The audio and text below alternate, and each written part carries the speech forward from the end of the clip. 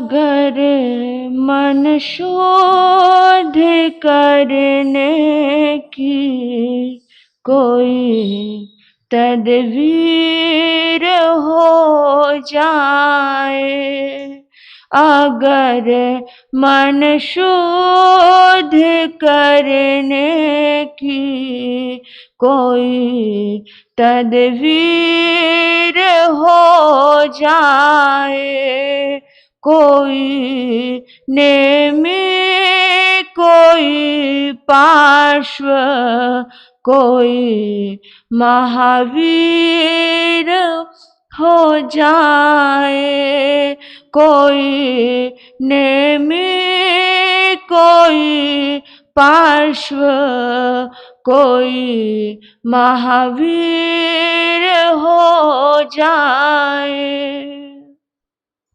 करे ना क्रोध जो क्रांति, बस मन में सदा शांति, यही शिमला यही कुल्लू यही कश्मीर हो जाए, यही शिमला यही कुल्लू यही कश्मीर हो जाए। अपने मन को शांत करने की एक क्रांति करनी है। इसके लिए कहा कि फिर उसे बाहर के हिल स्टेशन पे जाने की जरूरत नहीं होती है, यहीं पर शिमला यहीं पे कुल्लू और यहीं पे कश्मीर होता है। गुणी जन का बनो चाकर, रहूं मैं रोज गम खाकर, गुणी जन का बनो चाकर, रहूं मैं रोज गम खाकर, मुझे जो देख ले आकर, वही तस्वीर हो जाए, मुझे जो देख ले आकर, वही तस्वीर हो जाए। अगर मन शुद्ध करने की कोई तरकीब हो जाए, कोई नेमी कोई पार्श्व कोई महावीर हो जाए। याद रखना, किसी को जो सताएगा, किसी को जो दुखाएगा, किसी को जो सताएगा, किसी को जो दुखाएगा, न हरिजन चैन पाएगा, बुरी तकदीर हो जाए, न हरिजन चैन पाएगा, बुरी तकदीर हो जाए। अगर मन शुद्ध करने की कोई तरकीब हो जाए, कोई नेमी कोई पार्श्व कोई महावीर हो जाए। जगाओ आत्मा सोई, जो है अज्ञान में खोई, जगाओ आत्मा सोई, जो है अज्ञान में खोई। ना तुझको भुला कर कोई कभी तकसीर हो जाए। ना तुझको भुला कर कोई कभी तकसीर हो जाए। कोई नेमी कोई पार्श्व कोई महावीर हो जाए। करे ना छल कभी अकड़े, सुदर्शन को जो पथ पकड़े। करे ना छल कभी अकड़े, सुदर्शन का जो पथ पकड़े। ना क्यों फिर टूट कर टुकड़े, सितम शमशीर हो जाए। ना क्यों फिर टूट कर टुकड़े, सितम शमशीर हो जाए। अगर मन शुद्ध करने की कोई तस्वीर हो जाए। कोई नेमी कोई पार्श्व कोई महावीर हो जाए।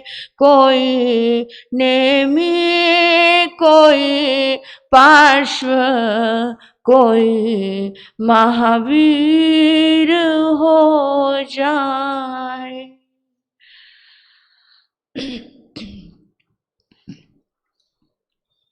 सर्वप्रथम अहिंसा भगवती के सफल आराधक त्रैलोक्यनाथ, अनंत अनंत मैत्री के मसीहा शमन भगवान महावीर स्वामी के चरणों में हृदय के अनंत अनंत आस्था के साथ वंदन।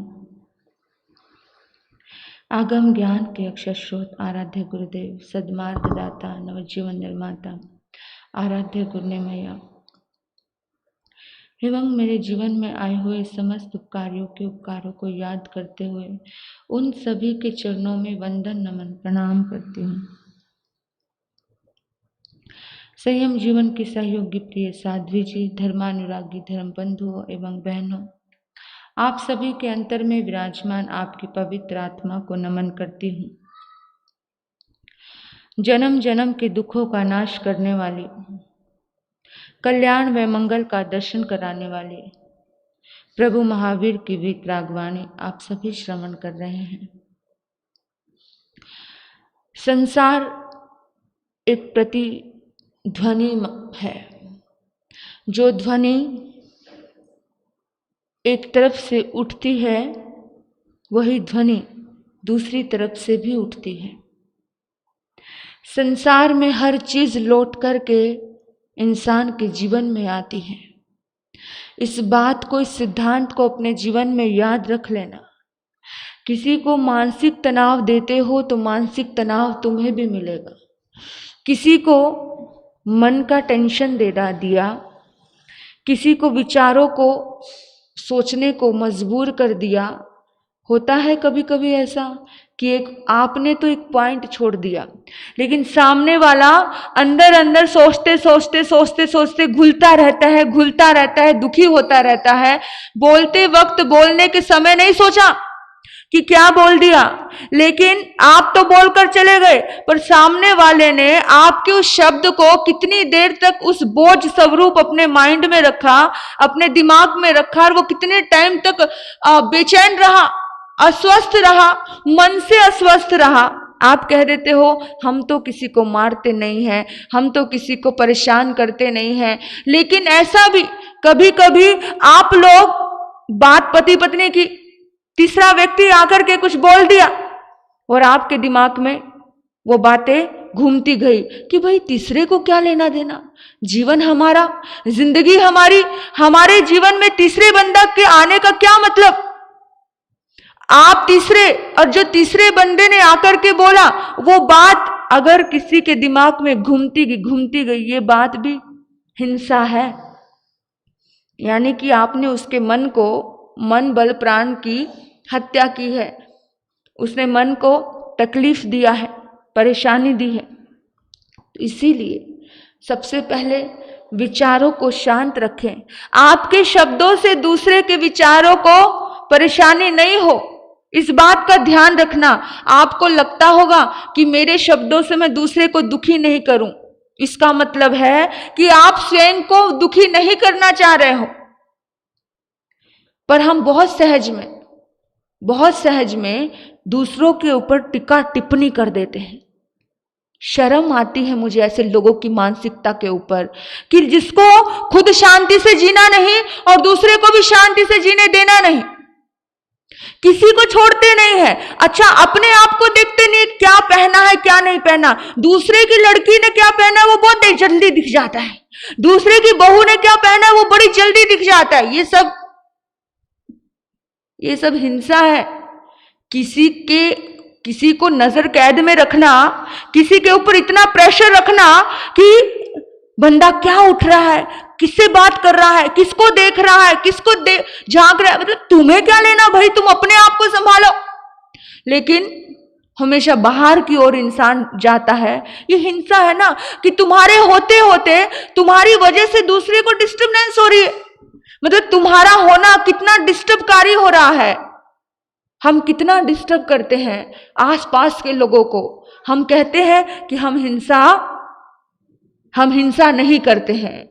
भगवान कहते हैं कि 10 बल प्राण होते हैं और 10 बल प्राण में मन भी बल प्राण होता है, वचन भी बल प्राण होते हैं, काया भी बल प्राण होता है। आपको पता है जब हम अक्सर आज कोई तलवार लेकर किसी को मारता नहीं है, ऐसी हिंसा तो नहीं करते हैं, हाँ? लेकिन मन से हम बहुत हिंसा करते हैं, बहुत दर्द देते हैं। और याद रखना, जब हम दूसरे को हमेशा नजर कैद में रख रहे हैं कि वो क्या कर रहा है, कुछ लोगों की तो आदत होती है। मैं तो कितनी बार ऐसा बोलती हूं कि मेरे बारे में किसी को कुछ पूछना है तो मेरे से पूछो, तुम दूसरे से, तुम नौकरों से क्यों पूछने जाते हो। किसी भी बात की, कोई भी बात आपको अगर आपकी पत्नी के बारे में कुछ पूछना है तो पड़ोसी से क्यों पूछ रहे हो। अपनी पत्नी के बारे में पत्नी से ही पूछ लो ना। आपको अपनी माँ की बायोडाटा लेनी है, माँ के बारे में जानना है, तो आप अपनी माँ की बात अपनी माँ से जाकर पूछो ना। उस माँ की बात घर की नौकरानी से क्यों पूछते हो। शर्म आनी चाहिए। जो इंसान कहते हैं ना कि भाई हम ऐसे नहीं करते, हम वैसे नहीं करते, उस बात पे शर्म की, ये हिंसा है। ये शास्त्रकार कहते हैं कि ये हिंसा है। मैं तो एग्जाम्पल दे रही हूं, आपकी पत्नी का, आपके महाराज जी का, आपके माँ का एग्जाम्पल है और आपके पड़ोसी का ये एग्जाम्पल है। इस एग्जाम्पल के द्वारा आपको अपने जीवन में समझ जाना चाहिए कि हम क्या कर रहे हैं और हम कर रहे हैं। अगर आपकी वजह से कोई इंसान डिस्टर्ब हो रहा है, ये हिंसा है। और याद रखना, संसार एक प्रतिध्वनि लौट करके आएगा, एक दिन लौट करके जरूर आएगा। आप जैसे किसी के मन को परेशान करते हो, वो मन को परेशान करने के सारे कार्यक्रम आपकी जिंदगी में एक दिन फिट हो जाएंगे और आपको पता भी नहीं चलेगा।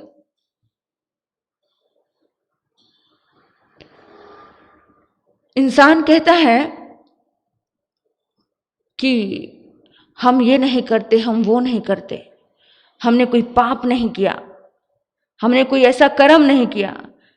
लेकिन क्या करें, जिंदगी में कुछ कर्म व्यक्ति भूल जाता है और भूलने के बाद फिर उसके ऊपर जब दर्द आता है ना, तब वो कहता है कि मैंने तो ये दर्द किसी को दिया ही नहीं, फिर मुझे दर्द क्यों मिला।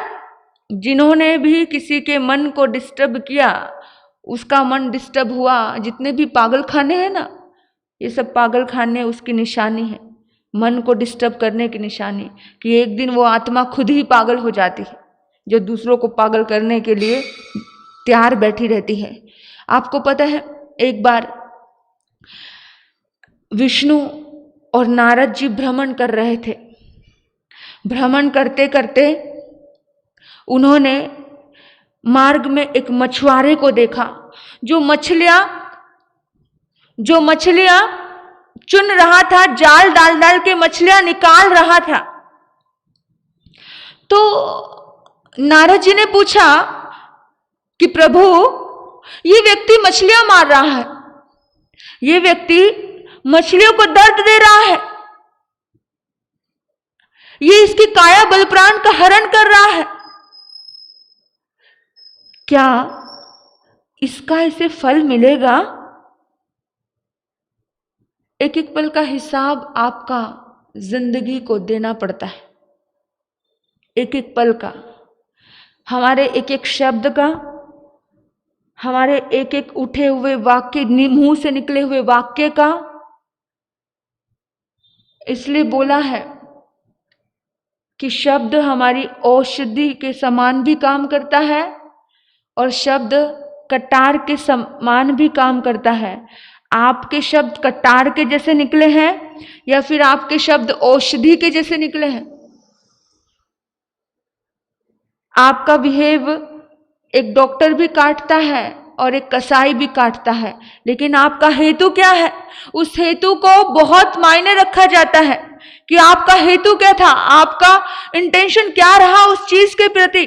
वो बातें उस अदालत में, कर्मों की अदालत में, कोई कहीं यमराज बैठा है ऐसा हम वैदिक में पढ़ते हैं, लेकिन वो यमराज हमारे ही कर्म होते हैं। वो कर्मों का गणित बहुत जबरदस्त होता है, इतना जबरदस्त होता है वो कर्मों का गणित कि पूछो मत। उस कर्मों के गणित के आगे किसी की नहीं चलती है। जिस समय नारद जी पूछ रहे थे भगवान विष्णु से कि क्या इसे फल मिलेगा, विष्णु जी ने कहा कि नारद जी, आपने प्रश्न बहुत सुंदर पूछा है कि अगर ये गलत कार्य कर रहा है तो क्या इसे गलत कार्य का फल, जवाब इसका मिलेगा फल? तो उन्होंने कहा कि जरूर मैं तुझे इसका जवाब दूंगा। तो उन्होंने कहा कि मुझे अभी जवाब चाहिए, किसका फल कैसे मिलेगा? नारद जी को कहा विष्णु जी ने कि अभी तुझे समझ नहीं आएगा, जब तक वो स्थिति, वो परिस्थिति सामने नहीं आती है तब तक इंसान समझ नहीं पाता है। अभी तुम्हें समझ नहीं आने वाला है, मैं समय आने पर तुम्हें इस बात का जरूर जवाब दूंगा। वो कहता है कि नारद कहता है कि विष्णु भगवान, मुझे अभी जवाब चाहिए। देखो ना, मेरे सामने सामने ये मछली मर गई, लेकिन इसके जीवन में तो कुछ भी असर नहीं हुआ। इसने सामने सामने मार दिया और इतनी मछलियों को मार रहा है, इसके जीवन में कुछ असर नहीं हो रहा है। बहुत सारे लोग यही कहते हैं ना, हमारे सामने सामने लोग बड़ा बुरा कर जाते हैं, बड़ा गलत कर जाते हैं, पर उनके ऊपर कर्मों का कोई असर नहीं है, उनके ऊपर कोई कर्म नहीं है, उनके ऊपर कोई भी प्रकृति कहर नहीं बरसा रही है। तो भगवान विष्णु कहते हैं कि अभी तुझे समझ नहीं आएगा। जैसे भगवान विष्णु ने नारद को कहा, ऐसे ही मैं भी आपको कह रही हूं, कुछ बातों की समझ इमीडिएटली नहीं आती। बच्चे, आपके पोता पोती, आपके बेटे एग्जाम देते हैं, उसी समय रिजल्ट समझ नहीं आता है। रिजल्ट आने के लिए भी समय लगता है ना। इसी तरह से कर्म फल पकने के लिए थोड़ा समय लगता है। और इसलिए कहा भगवान के घर देर है, अंधेर नहीं है। तो एक दिन की बात है, समय बहुत व्यतीत हो गया। भगवान विष्णु और नारद जी पुनः फिर वन भ्रमण के लिए निकले। भ्रमण चल रहा है और अचानक उन्हें एक बहुत भयानक बदबू आई। इतनी भयानक बदबू और तड़फने की आवाज आई, कराहने की आवाज आई। देखा एक बहुत सड़ा हुआ, गला हुआ शरीर, वो शरीर था हाथी का। मरणासन होकर के पड़ा था, मरा नहीं था, मरणासन था, मरने जैसी स्थिति हो रही थी। मर जाना बड़ा आसान, लेकिन मरी हुई स्थिति में पड़े रहना बहुत भयानक दर्द, बहुत भयानक दर्द। कभी कभी ऐसी स्थिति में कोई पड़ा रहता है तो इंसान क्या कहता है कि भगवान इसे मुक्ति दिला दे, बोलते ना। यानी कि ऐसी स्थिति मौत से भी बदतर है।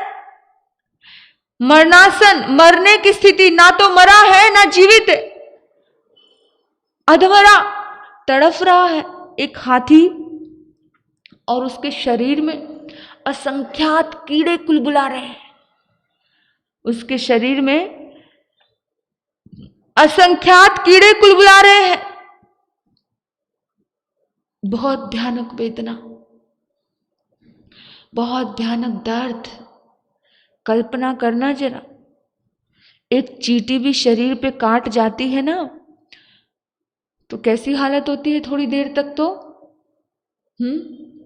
लेकिन इतने डंक मारने वाले कीड़े उसके शरीर को छलनी छलनी कर रहे हैं।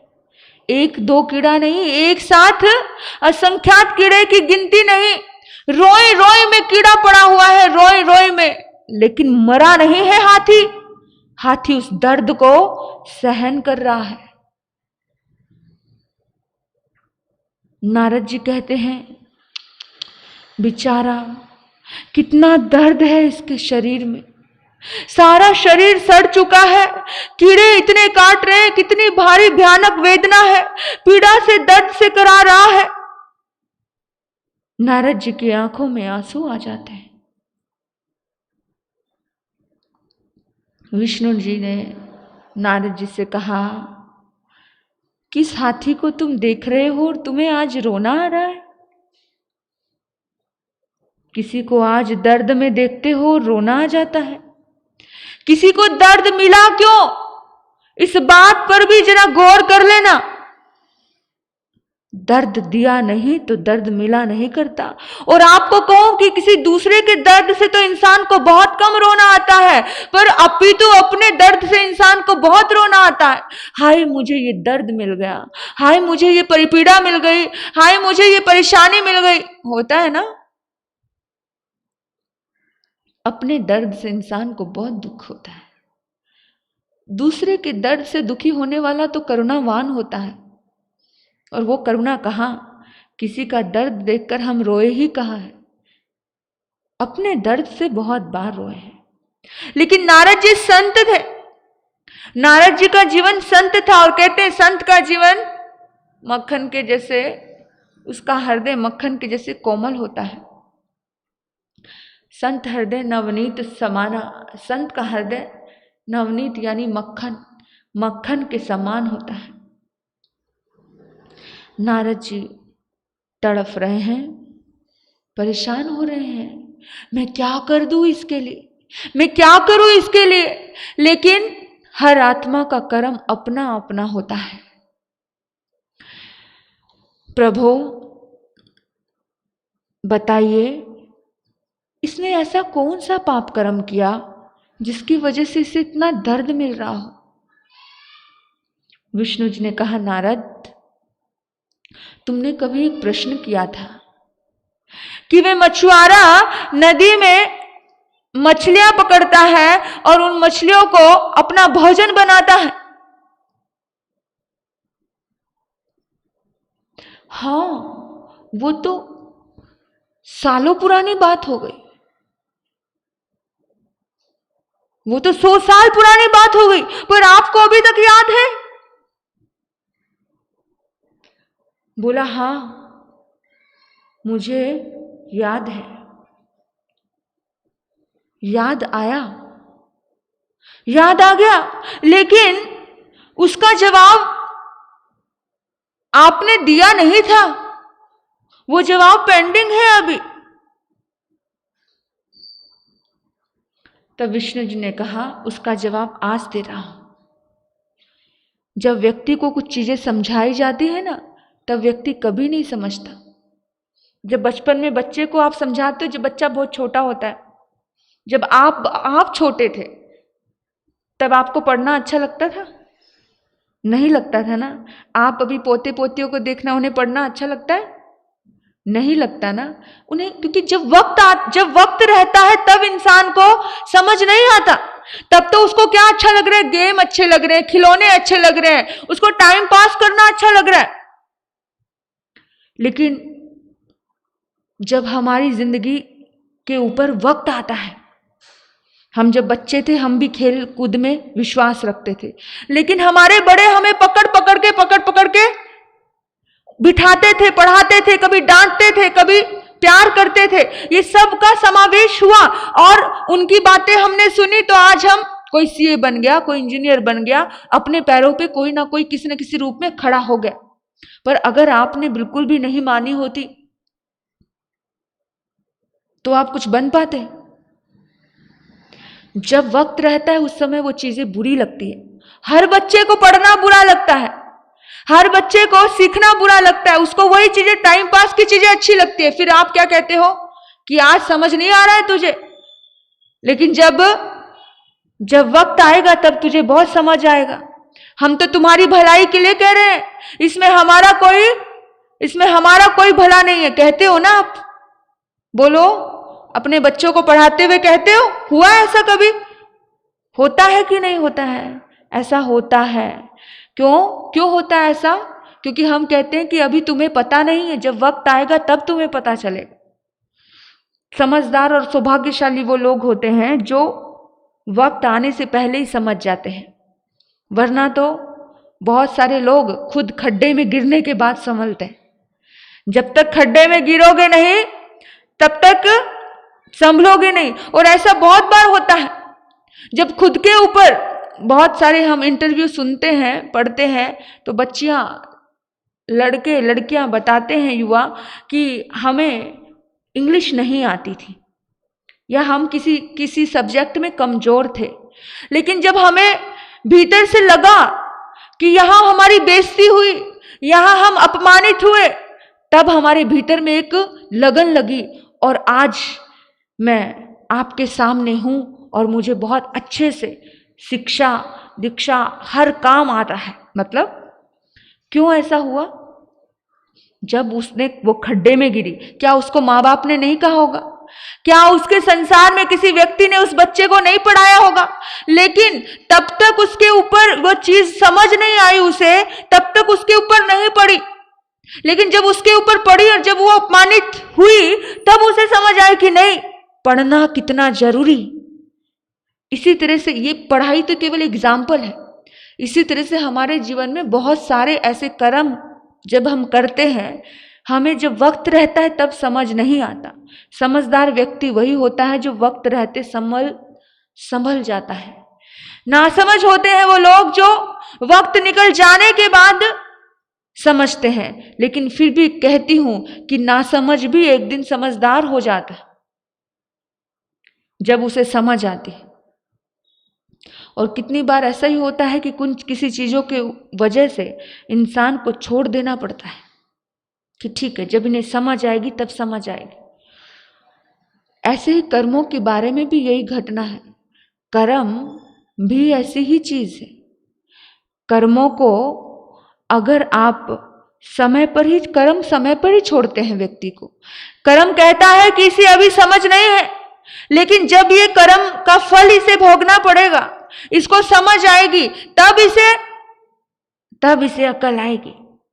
विष्णु भगवान कहते हैं कि यह हाथी और कोई नहीं है, ये हाथी मछुआरे का ही जीव है। इसने वही मछलियां, जिन मछलियों को इसने एक साथ पीड़ाएं पहुंचाई, हर दिन मछलियों का व्यापार करता था, हर दिन मछलियों को तड़फा के मारता था, हर दिन पानी से मछली को जुदा कर देना, उसका जीवन छीन लेना, इसने ये काम किया था। और वो सारी मछलियां आज कीड़े का रूप धारण करके एक साथ अपने कर्म का बदला इसके साथ ले रही हैं। एक साथ, आप कहते हो ना कभी कभी कि एक साथ सारे लोग पीछे पड़ जाते हैं, होता है ना, एक व्यक्ति और एक व्यक्ति के पीछे एक साथ सब पीछे पड़ जाए। यहां तक सुना हमने कि चार बेटों ने मिलकर के बाप को छत पर खड़े होकर नीचे बाप के ऊपर ईंटें बरसाई। एक खबर मेरे पास पहुंची थी, और उस बाप को मार डाला। क्यों मारा पता है? क्योंकि उस बाप ने जब अपने जवानी के पल थे उन बच्चों को बहुत दर्द दिया था। जब अपने जवानी के पल थे उसने अपनी पत्नी को बड़ा दर्द दिया था, बड़ी तकलीफ दी थी, शराबे पी के बड़ा मारा था, बड़ा पीटा था। लेकिन वक्त, बस वक्त का इंतजार करता है। याद रखना, आज कोई बहू है, आज कोई सास है, आज कोई ससुर है, आज कोई भी रिश्ता है, ये सारे रिश्ते कर्मों की वजह से जुड़े हैं। यहां मोह के बंधन मत रखिए, सिर्फ कर्म का बंधन। आप अच्छा कर्म कीजिए, इतना ही ध्यान रखना। बाकी सभी एक दूसरे से इतने कनेक्शन में जुड़े हैं, कर्मों का ही कनेक्शन है, बाकी कोई कनेक्शन नहीं है, सिर्फ कर्मों का कनेक्शन। इस सिद्धांत को भूलना मत, महावीर के कर्म सिद्धांत महावीर का। मैं कहती हूं महावीर का ही नहीं, अपितु हर धर्म का सिद्धांत है कर्म।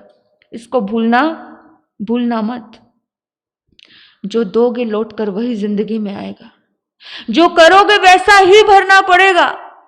इसीलिए बार बार ये बात कही जाती है। मैं तो कहती हूं आज इंसान को सबसे ज्यादा कर्म सिद्धांत पर ही बात सुननी चाहिए, सबसे ज्यादा कर्म सिद्धांत पे बात सुननी चाहिए, ताकि व्यक्ति को एक दिन तो लगे कि अरे मैं सुन क्या रहा हूं और कर क्या रहा हूं। सुनते सुनते बहुत सारी आत्माएं बदल जाती हैं। सुनते सुनते कभी कभी इंसान बदल जाते हैं, सुनते सुनते कभी कभी इंसान बदल जाते हैं, इंसान बदल जाते हैं, हैवान बदल जाते हैं, कितने शैतान बदल जाते हैं। सुनते सुनते कभी कभी इंसान बदल जाते हैं। तो जरूर सुनना चाहिए। पता है, कुछ लोग प्रश्न कर देते हैं, कुछ लोग कह देते हैं कि सत्संग में आना जरूरी है क्या? हम ऑनलाइन भी सुन लेते हैं, हम यूट्यूब पे भी सुन लेते हैं। कुछ लोग कह देते हैं मंदिर में, धर्म स्थान में आना कितना जरूरी है। हम घर में भी पूजा पाठ और आराधना साधना कर सकते हैं। लेकिन इसका समाधान आपको कहती हूं, कुछ प्रश्न करते हैं, उस प्रश्न का समाधान दे रही हूं कि क्या कभी आपने पखाने में बैठ करके भोजन किया है? क्यों नहीं किया? क्यों नहीं किया? वहां पवित्रता नहीं है, वहां बदबू है, वहां दुर्गंध है ना? इसलिए नहीं किया ना। हाँ, अगर पाखाने में बैठ करके, टॉयलेट बाथरूम में बैठ करके अगर आप भोजन कर लो तो सत्संग भी घर में करना आपको चल जाएगा। सत्य का संग, जब सत्संग होता है तब एक ऊर्जा का निर्माण होता है, एक ओरे का निर्माण होता है। जिस वक्त सत्संग में बैठने वाला साधु भी अलग हो जाता है, उसकी भावना भी अलग हो जाती है, उसका कनेक्शन भी अलग हो जाता है। और जब जिस पल में आप भी देखना, जब आपका तार, आपका कनेक्शन एकदम से जुड़ जाता है ना, जुड़ जाता है, तब आपका भाव भी एकदम अलग हो जाता है। कुछ बहनें आकर के तो मुझे कहती थी कि महाराज साहब जी, प्रिंसिपल बहन ने तो बहुत बार ये बात बोली कि जैसे एक एक शब्द अंदर उतर रहा है, एक एक शब्द अंदर जा रहा है, यानी कि कितना कनेक्शन जुड़ता है। तभी उसको लगता है कि सारा प्रश्न मेरे लिए है। हर आत्मा को ये लगता है कि चीज, ये सत्संग मेरे लिए ही है, क्योंकि तार गहरे जुड़ जाते हैं। याद रखना मेरी बात को, मतलब पखाने में भोजन करना थोड़ा अव्यवहारिक लगता है। यूट्यूब तो उन लोगों के लिए है जो आ नहीं सकते, जिनकी मजबूरी है, जो कर नहीं सकते। मजबूरी, आपको पता है इस भारत देश में एक सजा दी जाती है, और वो सजा काल कोठरी, पता है ना आपको, कि वहीं पे टॉयलेट करना, वहीं पे बाथरूम करना और वहीं पर भोजन करना, एक तरह की सजा है। सुनी होगी आप लोगों ने, ये ऐसी अंधेर कोठरी दी जाती है, इसे जहां सूरज की रोशनी नहीं आने दी जाती। ऐसी सजा भी है जब बहुत ज्यादा गहरा कोई इंसान कर्म कर जाता है, बुरा कर्म कर जाता है, तो जेल में भी उसको साधारण जेल नहीं मिलती, अंधेर कोठरी मिलती है। वो अंधेरी जेल में कि सूर्य का रोशनी भी उसके भीतर में आ नहीं सके, वहीं पे टॉयलेट बाथरूम करना, एक बाल्टी रख दी जाती है, वहीं पे उसको टॉयलेट बाथरूम करना और वहीं पे उसे भोजन करना, ये सजा दी जाती है। ये तो सजा है। दूर बैठे बैठे आपकी मजबूरी है कि आपके पास समय नहीं, आपके पास मतलब समझो मजबूरी ही सजा का ही काम है कि चलो ये नहीं, ये तो सही, पर धर्म सत्संग में आकर के आप व्यवहारिक हो जाते हैं। धर्म सत्संग में आकर के वो वातावरण एक पवित्र हो जाता है। घर का वातावरण इतना पवित्र नहीं होता है। कितना है, लगभग हर किसी के अपने अपने बेडरूम है, बहू का अलग, बेटे बहू का, आप लोगों का अलग, कितना सुंदर वातावरण होता है।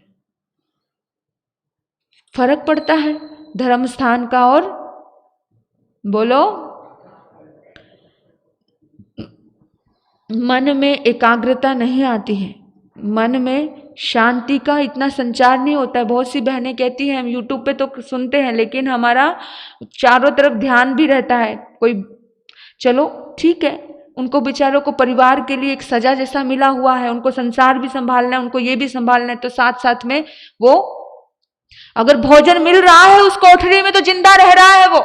मतलब अगर सब काम करते करते भी वहीं पे टॉयलेट बाथरूम कर रहा है, वहीं पे खाना खा रहा है, और वहीं पर ही संसार के सारे कार्य कर रहा है, वहीं पे भोग रहा है, वहां करते करते भी अगर वह धर्म सत्संग जी रहा है, सुन रहा है, तो समझो कि जिंदगी तो जी रहा है। बस इतना है कि अगर उस अंधेर कोठरी में उसे भोजन ना मिले, कंपैरिजन कर रही हूं उदाहरण दे करके, कि अगर उसको धर्म कोठरी में, उस कोठरी में, अंधेरी कोठरी में उसे भोजन नहीं मिले तो वो जीवित रह सकता है क्या? जीवित ही नहीं रह सकता। भोजन मिल रहा है यानी कुछ वहां चलते फिरते भी धर्म कुछ सुनने को मिल रहा है, तो समझो वो जीने का एक आधार है। बल्कि एक खुशी से जीना, एक आजाद ढंग से जीना, सत्संग में, धर्म में आने का एक सुंदर अवसर ही इंसान को आजादी से जीना सिखाता है, मन को एकाग्र करना सिखाता है। पूजा पाठ करने का स्थान घर नहीं मंदिर हुआ करता है। धर्म आराधना करने का स्थान इंसान के स्थानक हुआ करते हैं, क्योंकि विशेष रूप से वहां पर भीतर के तंत्र को बदलने में सहायता मिलती है। तो इस बात का याद रखना, हमारी संस्कृति को हमें जिंदा रखना है, कोई दूसरा हमारा संस्कृति को जिंदा नहीं रखेगा। आप समाज की बात करते हो, समाज कौन होता है? समाज कौन होता है? एक एक व्यक्ति को मिलाकर के ही तो समाज बनता है। मेरा दायित्व है, मुझे संभालना है। हर व्यक्ति ये सोचे कि मेरा दायित्व है, मुझे संभालना है, हर व्यक्ति ये सोचेगा तो पूरी समाज सोच पाएगी। समाज कोई अलग से नहीं है, आप ही लोग समाज हो, व्यक्ति ही समाज है। इस बात का ध्यान रखना विशेष रूप से कि कितनी भी विकृतियां आए जीवन में, लेकिन उन विकृतियों के रहते रहते अगर सत्संग हमारे जीवन में रहता है तो हमें अपने कर्मों को सुंदर दिशा मिलती है। कर्म के किए बिना इंसान जी नहीं सकता है। हर सुबह उठते ही कर्म शुरू हो जाता है, कर्म करते करते ही उठता है, करते करते ही सोता है। कर्म तो चलता ही रहता है, लेकिन सत्संग आपको कैसा कर्म करना है वो सिखाता है। कर्म कैसा करना ये सिखाया जाता है। आप देखिए कि आज नारद जी को आज उसके ऊपर दर्द नहीं आ रहा है, नारद जी को आज उसके ऊपर दया नहीं आ रही है, आज उसके ऊपर करुणा नहीं आ रही है। अच्छा, ओहो, तो फिर ये वही मछुआरा जिसने इतनी मछलियों को मारा, और सारी मछलियां ये वही है जो कीड़े बनकर के इस हाथी के शरीर को खा रही है। ठीक है, जब रहस्य से पर्दा उठता है तो पर्दे के पीछे बहुत कुछ अलग होता है, और हम केवल पर्दे के ऊपर वाली चीजें देखते हैं, है ना।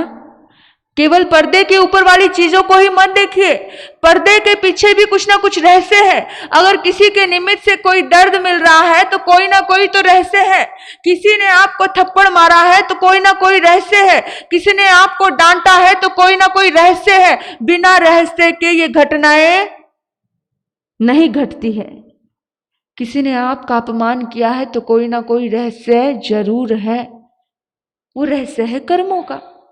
कर्म एक रहस्य है भाई, क्योंकि हम भूल जाते हैं सब कुछ, लेकिन कर्म के इतने रहस्य हैं, इतने पढ़ते हैं, इतनी पढ़ते हैं, परतों पे पढ़ते, परतों पे पढ़ते, परतों पे पढ़ते लगी पड़ी है। अपने आप में विचार करना कि जब नारद जी ने ये बात समझी कि ओहो, ये जितने भी कीड़े हैं, ये कीड़े प्रतिशोध की आग में जल रहे हैं, कोई किसे क्यों काट रहा है। आपको पता है, कभी कभी ऐसा होता है एक इंसान की जिंदगी में भी, एक कोई तीखा वो मधुमक्खी जैसा एक भीड़ आती है, मधुमक्खी आती है, वो काट लेती है तो एकदम से सूज जाता है। बहुत सारे लोग होते हैं, कभी कभार जा रहा है व्यक्ति और जाता है, एक्सीडेंट हो जाता है, एक कोई चोट लगती है। क्यों? कभी कभी पानी पड़ा हुआ है और पानी में फिसल गया है व्यक्ति, पानी पड़ा था, वहां से हजारों लोग गए थे, लेकिन वही फिसला। उस पानी के जीवों का कनेक्शन ही उस आत्मा से ज्यादा था। उस कीड़े का कनेक्शन, उस मधुमक्खी का कनेक्शन उसी आत्मा के साथ था जिस आत्मा ने उसको डंक लगाया। जिसका कनेक्शन जिसके साथ है वो उसे ही भयभीत करेगा, जिसका कनेक्शन जिसके साथ नहीं है वो उसको भयभीत नहीं करेगा। इस दुनिया में हर कदम पर मैं आपको कह रही, ये संसार जो है ना, हर कदम पर कोई जन्मा है, हर कदम पर कोई मरा है। आप जिस घर में रहते हो, उस घर में आपको क्या लगता है, उस धरती के नीचे कोई दबा नहीं होगा?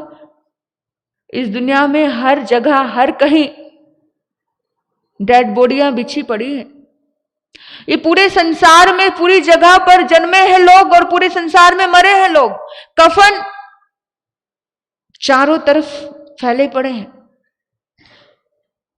सब संसार कभी शमशान हुआ है। ये संसार, आपने देखा कभी जंगल थे और आज वहां घर बन गए। पता नहीं है आपको कि हम कहते हैं कि 10 साल पहले ये जगह जंगल थी और आज ऐसा कोई स्थान नहीं है जहां पे कोई मुर्दा गड़ा नहीं है। 4-5 मुर्दे तो आपके घर के नीचे भी गड़े होंगे, लेकिन कोई भी आपको भयभीत नहीं कर सकता जब तक आपका उसके साथ कर्मों का योगदान नहीं है। जब तक आपका उसके साथ कर्मों का योगदान होगा तभी अपने आप ही वो कर्म आपके ऊपर हावी होंगे। बाकी तो इस दुनिया में, इस परिसर में, इस उसमें भी, क्योंकि मनुष्य है, मनुष्य की अपनी दुनिया है, भूत प्रेतों की अपनी दुनिया है। हर व्यक्ति अपना अपना कर्म कर रहा है, वो भी अपनी दुनिया में अपना कर्म कर रहा है, मनुष्य भी अपनी दुनिया में अपना कर्म कर रहा है। लेकिन कोई दूसरी दुनिया का व्यक्ति आपके जीवन में आकर के आपको डिस्टर्ब करता है, आपके मन को डिस्टर्ब करता है, तो आपका कोई कनेक्शन है, कोई कर्मों का कनेक्शन है। नहीं तो दुनिया की कोई ताकत किसी को डिस्टर्ब करती है क्या? नहीं करती। इस दुनिया में हजारों करोड़ों, आप बताओ, हम जाप करते हैं या हम शास्त्र पढ़ते हैं तो उस शास्त्र में वाण मंत्र देवों का जिक्र आता है। भूत प्रेत एक योनि है, इसका जिक्र आता है, उनकी एक अलग दुनिया है। हर किसी को तो परेशान नहीं कर रहे हो, हर किसी को दिख भी नहीं रहे हैं वो लोग, हर किसी को समझ भी नहीं आ रहे हैं लोग, क्योंकि हमारा कनेक्शन नहीं। जिसके साथ हमारा कर्म का योगदान है वही आकर के हमें, आपने किसी को भयभीत किया होगा, वो आपको भयभीत करने के लिए आए हैं। तो याद रखना, ये भय का कर्म भी आपको कभी नहीं करना।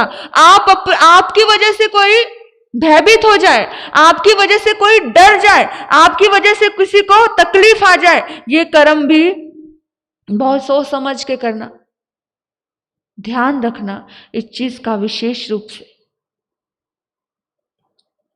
कितनी बार ऐसा होता है, ये चीजें घटित हुई हैं और होती हैं कि एक आत्मा एक व्यक्ति को ही दिखती है, समूह में खड़े हैं, 10 दोस्त खड़े हैं और 10 दोस्तों को बताते हैं कि देखो वो मुझे खड़ी हुई दिख रही है, ये मुझे खड़ा हुआ दिख रहा है, लेकिन 10 के 10 कहते तो मूर्ख है क्या, वहां तो कोई भी नहीं है, पर उसको दिख रहा होता है, और दिख रहा होता है मतलब उसका कर्म का कनेक्शन है उसके साथ, इसलिए उसे ही दिख रहा है। कोई 10 लोग बैठे हैं गाड़ी में, और गाड़ी में बैठने के बाद एक ही व्यक्ति मरता है कि उसका उस गाड़ी के साथ, उस पल के साथ, उस समय के साथ, उस व्यक्ति के साथ या कनेक्शन। कितनी बार हम ऐसा भी सुनते हैं कि ऐसा हुआ है कि कुछ लोगों ने मुझे आकर के बताया कि महाराज साहब जी, हम बहुत अच्छे से आराम से सफर कर रहे थे, लेकिन अचानक एक घोड़ा आया या फिर कोई गधा आया, क्या बैल आया, बहुत बार लोगों ने इन 2-4 नाम ले लेके बताए हैं मुझे कि आकर के जैसे समझो मौत उसने अपने ऊपर ले ली हो, नहीं तो वो गाड़ी हमसे टकराती आकर के, वो बीच में वो आ गया और उसको उड़ा करके ले गई वो गाड़ी और हम बच गए। यानी कि किसी ने आपने उस आत्मा की कभी जान बचाई थी, आज वो आपकी जान बचा के चली गई। ऋणानुबंध है ये जन्मों जन्मों के एक दूसरे के प्रति कर्जे हैं, और ये जब भी कर्जा लिया जाता है तो हर आत्मा अपना कर्जा चुकाती ही चुकाती है।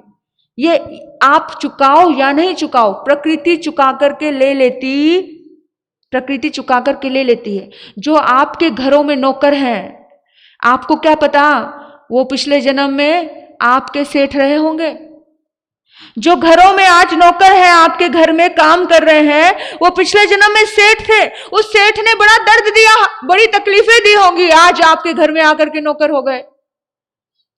ये सारा सर्कल ऐसे चल रहा है। एक दिन मछुआरे ने मछली को पकड़ा और मछलियों को मारा, लेकिन फिर सर्कल कैसे बदला, वही मछलियां कीड़े बन जाती हैं, और कीड़े बन करके बोलो, कीड़े बन करके वही मछलियां उन मछुआरे की आत्मा को चुन चुन करके खाती हैं, उनको तकलीफ देती हैं। तकलीफ मिलती है कर्मों के हिसाब से मिलती है। इसलिए याद रखना, कुछ लोग कहते होंगे कि महावीर के सिद्धांत आज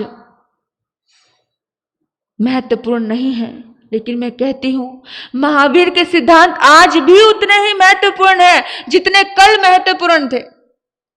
कुछ लोगों की सोच होती होगी कि महावीर आउट ऑफ डेट हो गए हैं, ये तो पुरानी बातें हैं, पुरानी चीजें। महावीर के सिद्धांत हर पल नए हैं। हाँ, कुछ चीजें, कुछ बातें जो हमने ही अपने बंधन अपने ऊपर बांधे हैं, खुद के बंधन खुद के ऊपर बांधे हैं, वो बंधन में महावीर कभी नहीं रहे। महावीर किसी नियम में रहे ही नहीं। महावीर के पीछे नियम भागते थे भाई, महावीर केवल सिद्धांत को रखते थे। महावीर कहते हैं कि किसी को बचाने के लिए मुझे हजारों नियम तोड़ने पड़े तो तोड़ूंगा। महावीर के सिद्धांत गजब के थे। महावीर ने कभी नहीं कहा कि भाई, जब उनको लगा कि मेरे मन की शांति भंग हो रही है तो महावीर चातुर्मास में भी विहार करते हैं, ये कल्प सूत्र कहता है। अगर आप सूत्र के आधार पे चलो तो सूत्रों में बहुत कुछ, महावीर को लगा कि मुझसे किसी ने कुछ मांगा है तो महावीर ने अपना भी वस्त्र दान दे दिया। महावीर ने कभी ये छोटी छोटी बातें, जो थोपी हुई बातों को कभी नहीं लिया। महावीर ने सिद्धांतों की बात की, और महावीर का सिद्धांत, महावीर हर पल अप टू डेट बन करके रहे, और महावीर का सिद्धांत था कर्मवाद सिद्धांत। इस सिद्धांत को समझिए, महावीर ने प्रतिपल इस सिद्धांत को समझा, इसीलिए तो महावीर ने कहीं प्रतिक्रिया की नहीं। हम जो इतनी प्रतिक्रिया कर जाते हैं ना छोटी छोटी बातों पर इमीडिएटली, महावीर ने कभी नहीं की। महावीर कहते हैं कि मुझे कोई हिसाब, किसी का कर्जा अपने सिर पर लेकर जाना नहीं, किसी के शब्दों का कर्जा भी लेकर के नहीं जाना। किसी को दुष्ट कहा तो दुष्ट हो जाएंगे, किसी को बेवकूफ कहा, पागल कहा तो पागल हो जाएंगे। तो महावीर की कितनी सुंदर साधना थी, कर्मवाद की साधना, और उन्होंने अपने जीवन काल में हर कदम पर उन्होंने अपने इन्हीं मूल्यों की स्थापना की, वो कभी भूले नहीं। महावीर से बड़ा सुपर साइंटिस्ट इस दुनिया में कोई नहीं हुआ। और आपको बताऊं, महावीर आज भी होते तो महावीर प्रतिपल नए होते। महावीर हर पल नए थे, महावीर का जीवन हर क्षण नया था। जब गोशालक उनके ऊपर तेजोलेशा के लिए आया, जब गोशालक ने कहा कि तू मर जाएगा, तो महावीर वहां पर भी अपना नया रूप दिखाते हैं। महावीर कहते हैं कि मुझे तो अभी जीना है, पर तू 7वें दिन मर जाएगा। मुझे तो अभी जीना है गोशालक, पर तू 7वें दिन मर जाएगा। तू अपनी खैर बना, मेरी चिंता मत कर। मैं तो अभी 6 महीने तक, मुझे मेरा पता है। जब खुद का पता हो तो टेंशन आती नहीं है। अब हमें खुद का तो पता नहीं है और हम दूसरे के कर्मों का हिसाब लगा लेते हैं, तब सिर्फ टेंशन के अलावा कुछ भी रहता नहीं।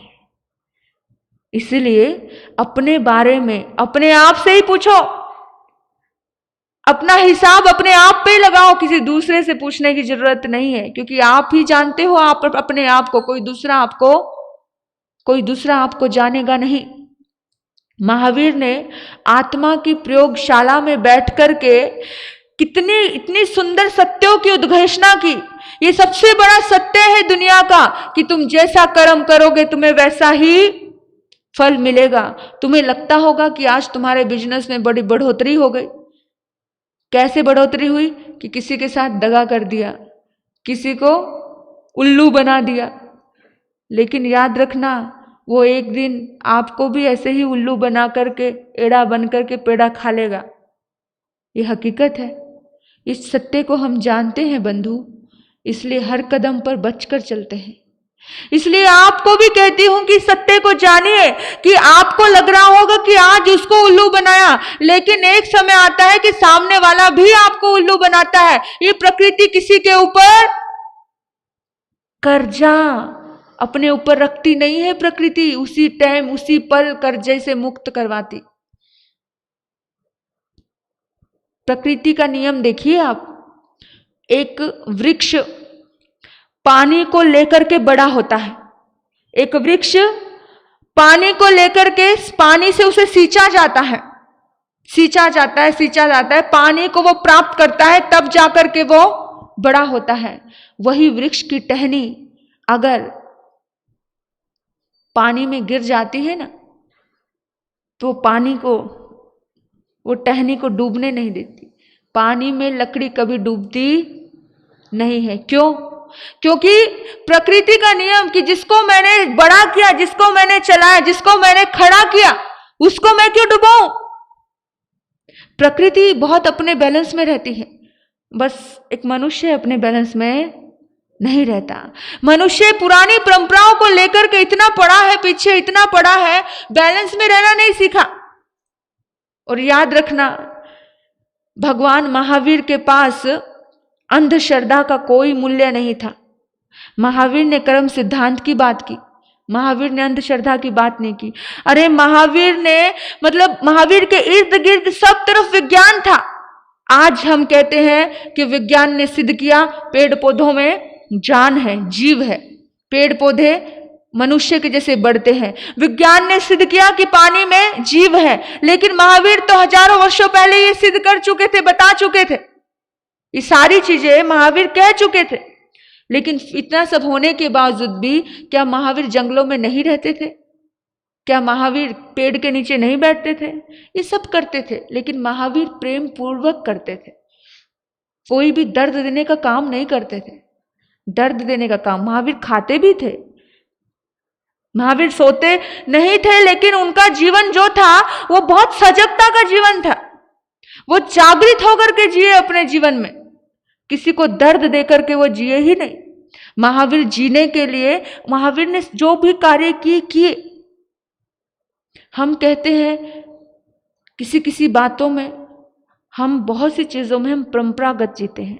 महावीर और बुद्ध पैदल विहार करते थे, लेकिन जब उन्हें जरूरत पड़ी तो वो नाव में भी बैठे। उस समय तो तुम्हारी जैसी गाड़ियां नहीं थी, उन्हें नाव की जरूरत पड़ी, स्थानक सूत्र में आता है वो नाव में बैठे। स्थानक सूत्र में महावीर ने यहां तक बताया है कि साधु को महीने में 2 बार नाव में बैठना कलपता है। वजह से कलपता है, कोई शौक के लिए, मौज मस्ती के लिए कोई घूमने जा रहा है खंडाला लोनावाला, इसलिए नहीं। तकलीफ है, कहीं परेशानी है, किसी नगरी का राजा सही नहीं है, तो महावीर कहते हैं कि मेरा संत नाव में बैठकर उस नगरी को छोड़ करके जाए। राजा यानी मुखिया, अगर नगरी का मुखिया अच्छा नहीं है तो छोड़कर चला जाए। संत को वहां रहना नहीं कलपता। आप कल्पने की बात करते हो, जहां पर कोई मानसिक तनाव दिए जा रहा है फिर भी संत वहां रहता है, तो ये कल्पता नहीं है संत को।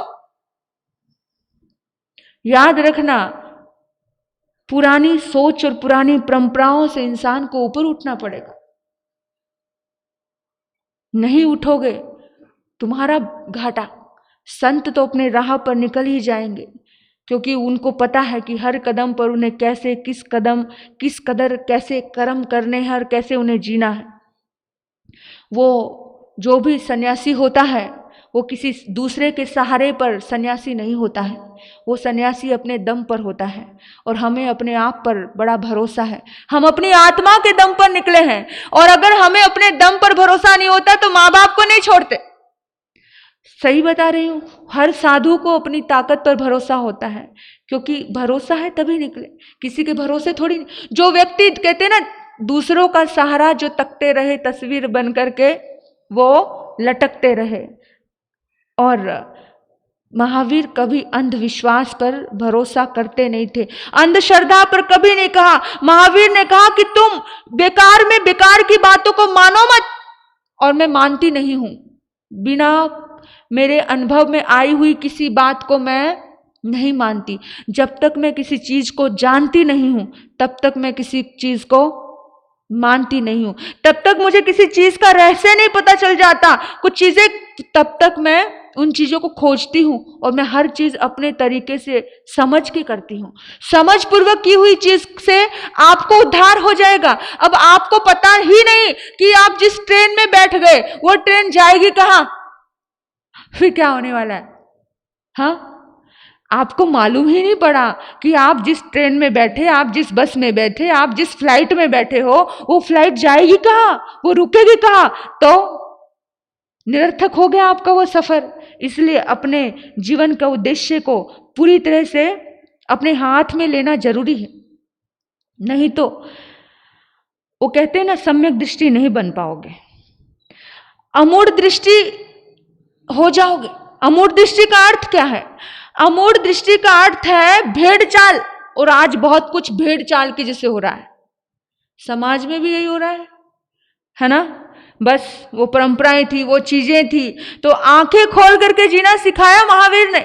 महावीर कहते हैं आंखें खोल करके जियो, दूसरों के उद्धार के अनुभव पर, दूसरे का अनुभव, दूसरे के ज्ञान पर, अपने अनुभवों पर जियो।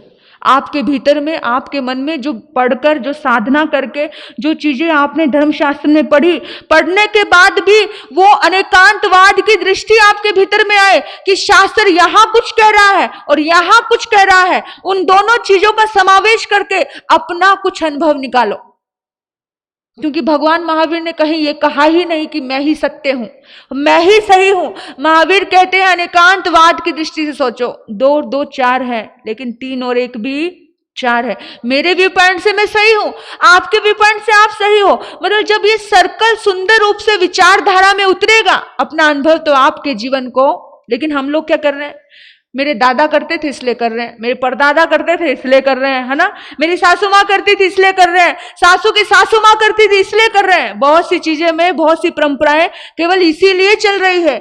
आप कुछ भी करो, मैं तो आपको ये कहती हूं कि माला भी जपो तो खुद के अनुभव के साथ, एक रात्रि भोजन भी त्याग करो तो खुद का अनुभव कि शरीर का धर्म क्या कह रहा है। कोई भी कुछ खाना पीना भी छोड़ रहे हो तो खुद के अनुभव के साथ आप अनुभव लो, तब आप कुछ काम करो। जब खाली भेड़ चाल के जैसे काम नहीं करो। पता है, धर्म परंपरा नहीं है, धर्म एक अनुभूति की चीज है, परंपरा की चीज नहीं है, अनुभव की चीज है। अभी तुम केवल परंपरा निभा रहे हो। और याद रखना, परमात्मा परंपरा से नहीं परमार्थ से मिलता है। अच्छे कर्मों से आपकी आत्मा परमात्मा बनती है, अच्छे कर्मों से, लेकिन भेड़ चाल से अच्छा कर्म नहीं होता है। एक छोटा सा किस्सा मैं बता रही हूं आपको।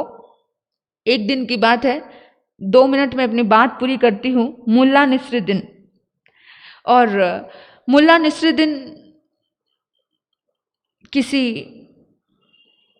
गुजर रहे थे कहीं से, तो किसी ने कहा कि दोस्त, मेरे दोस्त की शादी है और शादी में जरूर आना। तो खट्टर काका भी उस शादी में आए थे। खट्टर काका और मुल्ला नसरुद्दीन की बड़ी अच्छी जोड़ी थी। तो खट्टर काका ने पूछा कि अरे मुल्ला नसरुद्दीन, तू शादी में आया है, लेकिन तू इस गधे को क्यों लेकर के आया है? बोला, इसमें क्या पूछने की बात है भाई, तू हमेशा अपने साथ गधा रखता है इसलिए पूछ रहा हूं, तू हमेशा गधा क्यों रखता है? बोला, खट्टर काका, ये भी कोई पूछने की बात है? अरे मेरा बाप रखता था, मेरे बाप का बाप रखता था, मेरे बाप, मेरे दादा, मेरे परदादा सभी रखते थे, इसलिए मैं भी रखता हूं। खट्टर काका ने कहा कि ठीक है, चलो समझ आई कि भाई तू इसलिए रखता है, तेरे बाप के बाप रखते थे। हाँ, पर एक बात ध्यान रखना कि अभी मैंने देखा इतनी गर्मी है, इतनी गर्मी में तू कोट पहन के आ गया शादी में, तू कोट पहन के क्यों आया?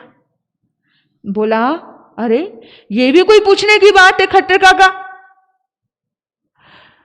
ये तो बड़ी नासमझी बात है। जब भी शादी होती थी, उस शादी में मेरे बाप पहनते थे, बाप के बाप पहनते थे, बाप के बाप पहनते थे, इसलिए मैं भी कोट पहनता हूं। बोला, अच्छा ठीक है, पर सुन, ये तू इतनी बड़ी बड़ी दाढ़ी क्यों रखता है हमेशा? दाढ़ी कभी कटाता नहीं है। बोला, इसमें क्या बात है खट्टर काका? अरे मेरे बाप रखता था, बाप के बाप रखता था, बाप का बाप रखता था, तो मैं नहीं रखूंगा। बोला, अच्छा ठीक है। मुल्ला नसरुद्दीन ने कहा कि ये बात भी समझ आ गई, पर अब तू एक बात बता दे मुल्ला। बोला, अब क्या है, खाना खाने दो। बोला, बस लास्ट बात पूछ रहा हूं, अब कोई बात नहीं पूछूंगा, बस लास्ट बार है। तू करीब 40 साल का हो गया है, लगभग 40 साल का हो गया, लेकिन अभी तक तूने शादी नहीं की।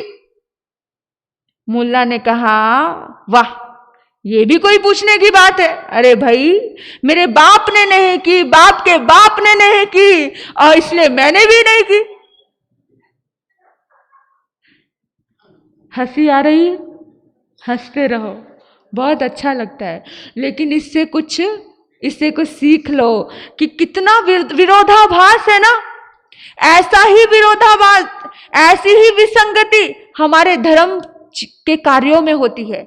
ऐसा ही कुछ हम परंपरागत करते आ रहे हैं कि मेरे बाप ने की, बाप के बाप ने की, दादा ने की, परदादा ने की, लेकिन उसमें तथ्य निकालो तो एक बिल्ली की पूजा कैसे शुरू हुई, उस पूरी दुनिया में बिल्ली गोसाई के नाम से, आपको पता है ना, सारी कहानी मैंने बताई हुई है। बहुत सी परंपराएं ऐसी ही चल रही है, तो जीवन भी इसी तरह से विरोधाभास में आ जाता है। इसलिए ध्यान रखना है, अपने जब तक जानो नहीं तब तक मानो नहीं, और अपना हर कदम पर जानोगे तो अपने जीवन में एक सुंदर कर्मों का आप चयन कर पाओगे। आपको पता होगा कि जैसा कर्म किया है वैसा ही फल मिलेगा।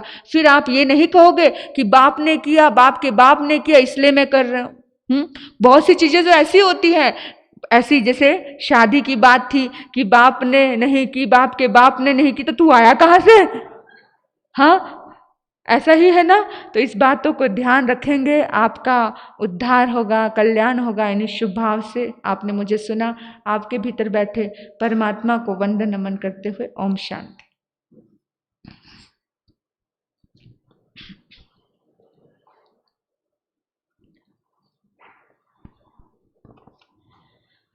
आज का जाप ललिता जी चौरड़िया छाजर परिवार इनके यहाँ है। आज कायमबिल सुलंदा जी लोड़ा, कल कायमबिल शारदा जी मोतीलाल जी चोरड़िया इनका है। आज एक सूचना मैं दे रही हूँ, 12 अक्टूबर से आइम्बिल ओली प्रारंभ है। आप सभी ज़्यादा से ज़्यादा आइम्बिल ओली में अपना नाम मुझे लिखवा दीजिए। कौन कौन करेगा? सुनंदा बहन आइम्बिल ओली करेंगी। हाँ, एक बार नाम लिखवा दो। और कोई आइम्बिल ओली करेंगे? सुनंदा जी करेंगे। आइम्बिल का व्यवस्था यही हो जाएगी ना? आइम्बिल की व्यवस्था यही होगी, विधि साधना सब यही होगी। और बहुत सुंदर दिन चल रहे हैं, नवरात्रि के दिन चल रहे हैं, ज़्यादा से ज़्यादा आराधना करने का टाइम है।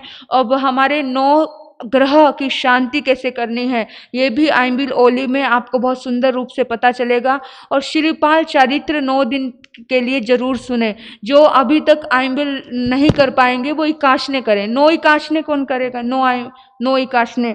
अच्छा, ये ललिता जी और आप भी करेंगे, रत्ना जी आप भी करेंगे। हाँ जी, आप सभी लगभग करेंगे, आप भी कर सकते हो। 9 इकाशने करने में तो कोई बहुत भार नहीं लगता है, जरूर करना, क्योंकि वो सारी साधना सारा कलरफुल तरीके से विधि पूर्वक भी अगर आपने किया तो भी आपका कल्याण है। और आपको ज़्यादा से ज़्यादा सुनने का ही भाव रखना। हाँ, और एक और सूचना, संडे को माला अभिमंत्रित कार्यक्रम रखा है। तो माला को ऐसे ही हम लेते हैं और फेर लेते हैं, उससे इतना प्रभाव नहीं पड़ता। माला अभिमंत्रित कार्य का एक सुंदर प्रभाव आपके जीवन में पड़े कि वो माला एक ऊर्जा पूर्वक बने। वो आप आएंगे, आपको पता चलेगा कि किस तरह से 108 जाप करके आपको वो माला दी जाएगी। और आपको ही मैं यहाँ से डायरेक्शन दूंगी, आपको ही उस माला को अभिमंत्रित करना है।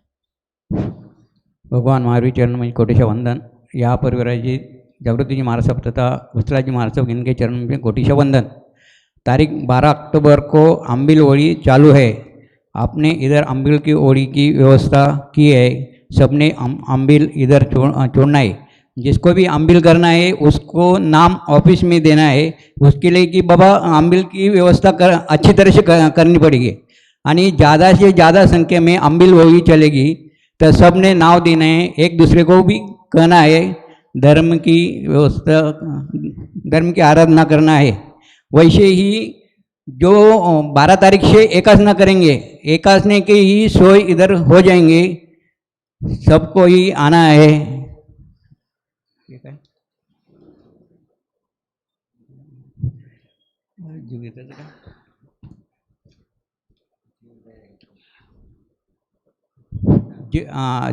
जीवदया हेतु किसको भी दान देना है, वैसे ही वर्धमान स्थानकवासी श्री संघ के पास देना है। जय जिनेन्द्र, जय महावीर।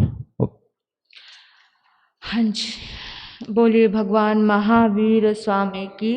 आज की लंबी आइमिल तपस्या में माता मीराबाई जी लुनिया, इनकी जब से धर्म स्थानक धर्म सत्संग हमारा प्रारंभ है तब से लंबी आइमिल तपस्या चल रही है। देखो, शरीर बेशक कमज़ोर दिख रहा है लेकिन चेहरे पर वैसा ही तेज है, वैसा ही ओज है। जिनशासन देव से प्रार्थना करती हूँ कि हे जिनशासन देव, माता की आइम्बिल साधना निर्विघ्न संपन्न हो। आइम्बिल पचखामे नथा गुण सागर महत्रा गण सस्मावत त्याग बोशरे बोशरे। आइम्बिल तप करने वालों को 2 टाइम भोजन का पचखान दिव्यांग पैरंग स्नंग पैरंग खेम सामर्थ गुण से सागर महत्व त्याग बोशरे बोशरे। और कोई पचखान, सामूहिक पचखान ओम हरिंग सिंह नमो लोय सब साहुनंग, इसका आपको अपने घर में जाप करना है। एक करण एक योग से गुरु महाराज के आगे से त्याग बशरे। और एक और सूचना दे रही हूँ, नवरात्रि प्रारंभ है, सारी दुनिया जप और तप और साधना में लगी है। हमारा भी ये 9 दिन के नवरात्रि ही हैं, तो 9 दिन नहीं छोड़ना। 9 दिन देवताओं के दिन है, देवियों के दिन है, एक सुंदर दिन हमारे आसपास आए हैं। इन 9 दिन को आप नहीं छोड़ोगे। जैन धर्म के नवरात्रि यही रही है तो आपकी आत्मा यही हो, भाई लोग भी कर सकते हैं। आपकी श्रद्धा है तो धर्म के प्रति, दिव्य शक्तियों के प्रति, तो इसी दिव्य शक्तियों का हम आह्वान करें, इस रूप में हम साधना करेंगे। तो 9 दिन 12 अक्टूबर से अपने मन की तैयारी कर लेना कि 9 दिन तो हमें एक टाइम भोजन करना है। कर सकते हो, आपकी व्यवस्था हो जाएगी। 9 दिन अगर एक टाइम भोजन करने का भाव रखो और चरित्र सुनो तो भी सोने पे सुहागा है। श्रीपाल का चरित्र आप सुन भी लोगे, अनुमोदना कर भी लोगे तो भी आप इस चरित्र के बहुत सारे ऐसे सुंदर लाभ मैं आपको बताऊंगी कि किस तरह से कितने चमत्कार घटित होते हैं। लेकिन श्रद्धा का भाव होना बहुत जरूरी है। इन्हीं सद्भाव से ओम शांति। बोलिए भगवान महावीर स्वामी की। चैता भारंग वासंग चक्रवर्ती महिडियो संति संति करे लय पत्तो गए मनुत्रंग। अरिहंत परमात्मा स्वास्थ्य लाभ बना रहे, सुख शांति बढ़ती रहे, हर अच्छे कार्य में सफलता प्राप्त हो। इन्हीं सद्भाव से चतारी मंगलम, अरिहंता मंगलम, सिद्धा मंगलम, साहू मंगलम, केवली प्रणतो धम्मो मंगलम। चतारी लोगुत्तमा, अरिहंता लोगुत्तमा, सिद्धा लोगुत्तमा, साहू लोगुत्तमा, केवली प्रणतो धम्मो लोगुत्तमा। चतारी शरणं पवज्जामि, अरिहंते शरणं पवज्जामि, सिद्धे शरणं पवज्जामि, साहू शरणं पवज्जामि, केवली प्रणतो धम्मो शरणं पवज्जामि। पहला शरणा अरिहंत का, दूजा सिद्ध भगवान का, तीजा शरणा धर्म का, चौथा सार ने ग्रंथ। ये 4 शरण दुख हरण जगत में, और न शरणा कोई होगा। जो भव प्राणी करे आराधन, उसका जर अमर पद होगा, उसका सदा ही मंगल होगा।